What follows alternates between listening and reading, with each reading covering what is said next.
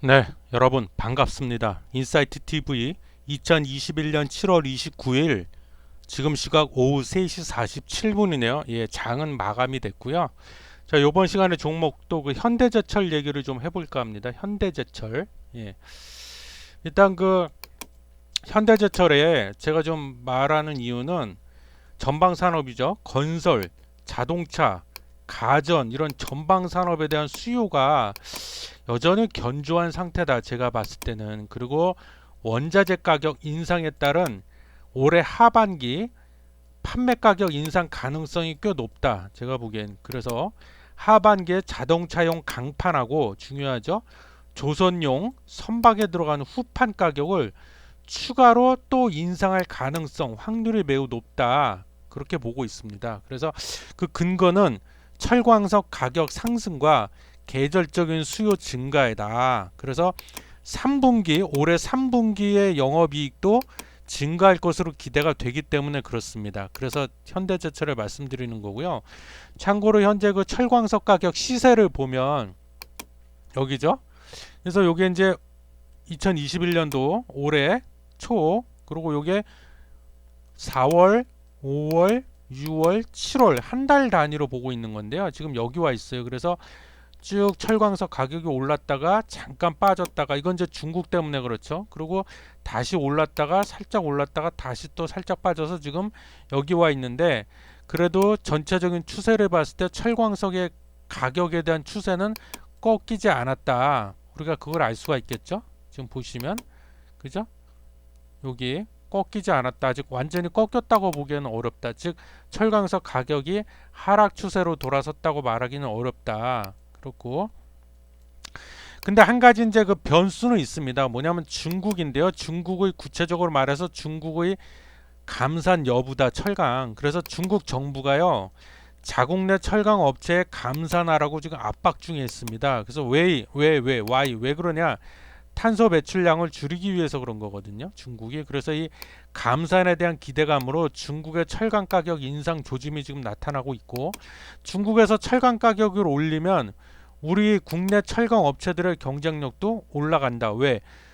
중국의 철강 가격이나 우리의 철강 가격이나 크게 다를 바가 없기 때문에. 근데 품질은 우리께 더 낫다. 그렇기 때문에 수출에 있어서도 경쟁력이 생긴다. 이걸 저는 좀 보고 있고요.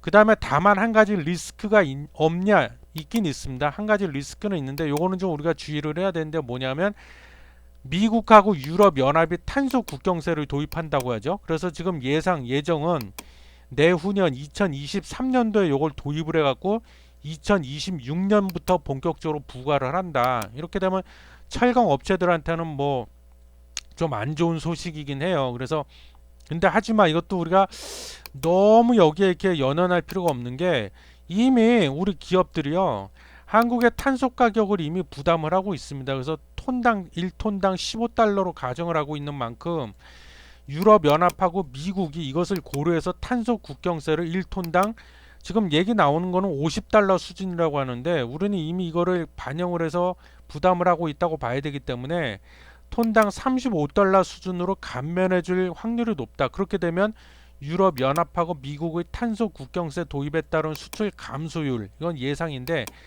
0.3%, 0.4%까지 낮아질 것으로 추정이 되고 있기 때문에 이 탄소 국경세를 우리가 너무 겁을 낼 필요는 없다. 그리고 저는 이 탄소 국경세보다도 이미 다 선반영돼 있다고 봅니다. 저는 주가에. 그래서 그것보다는 이제 올 하반기 앞서 얘기했던 자동차용 강판하고 조선용 후판 가격 추가로 또 인상할 가능성, 철광석 가격 인상에 따라서 이게 더 크게 작용을 하고 있다. 주가에는 그렇게 보고 있고요. 실적을 보면 2021년도 올해죠. 1분기 매출액 연결이에요. 현대제철이 4조 9,200억이 나왔습니다. 1분기 매출액이. 그리고 올해 1분기 영업이익은 3,040억이다. 그래서 영업이익률은 10%가 조금 안 되죠. 그리고 올해 2분기 매출액 및 영업이익이 잠정이긴 하지만 지금 나왔죠. 그래서 여기 보시면은 잠정이긴 한데, 자 보시면 딱 2분기, 올해 2분기 5조 6천억 정도 매출액, 5조 6천억 정도로 지금 보고 있고, 영업이익은 5,400억 정도. 그래서 전기 1분기가 4조 9천억, 각각 영업이익이 3,039억 정도 됐는데 이것과 대비를 해보면 매출액은 36%가 지금 증가를 했어요. 그리고 영업이익은 무려 3,795%다. 그죠? 3,795%다. 자, 그래서 이것은 자, 그래서 죄송합니다. 제가 안 그래도 뭔가 이상하다 했는데 좀 착각을 했네. 혼동을 했네. 이 전기하고 대비해서 그런 게 아니라 전년도 동기하고 대비했을 때 얘기예요. 정정합니다. 바로 잡습니다. 올해 2분기 실적 현대제철의 영업이익 및 매출액 관련해서 2분기 실적이 있어서 전년 동기하고 대비했을 때 매출액은 36.7% 증가, 영업이익은 3,795% 증가, 그리고 당기순이익도 흑자 전환으로 돌아섰습니다. 흑자 전환이 나왔습니다. 그래서 2분기도 실적이 좋다. 자, 그리고 마지막으로 그 주가 차트를 좀 보면은요.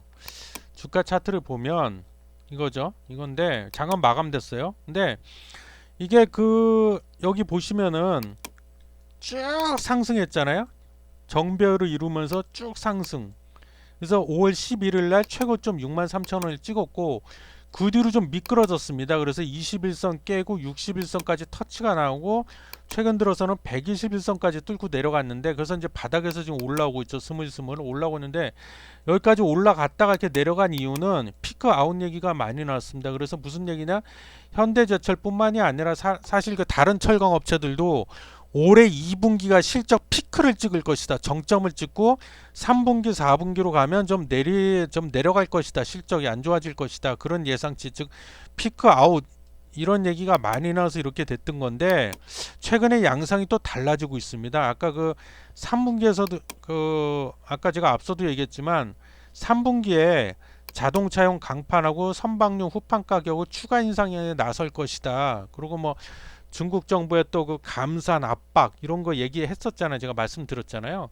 그런 것들 때문에 2분기가 실적이 정점이 아닐 수도 있다. 이런 얘기가 다시 나오기 시작하면서 바닥에서 지금 올라오고 있는 형국입니다. 그래서 여기 제가 표시를 했죠. 이때부터 올라오고 있죠. 예, 올라오고 있고 자, 저도 거기에 같은 생각이고 동의를 하고 있고 그래서 현대제철을 얘기하는 거고 자, 매수 타이밍 관련해서는 자, 제가 여기 보시면은 이게 이제 121선이라고 그랬잖아요. 그리고 이게 61선이에요. 61선이고 5일선이 21선을 뚫고 이렇게 올라오려고 지금 폼을 잡고 있는데 내일 당장 들어가지는 마시라 항상 얘기하죠. 신중해야 된다. 매수 타이밍 잡을 때는. 그래서 내일 하루 좀 더 지켜보고 아니면 다음 주 초 정도까지만 지켜보세요. 다음 주 초반 정도까지 지켜보다가 핵심 포인트는 이거예요. 이게 61선이잖아요.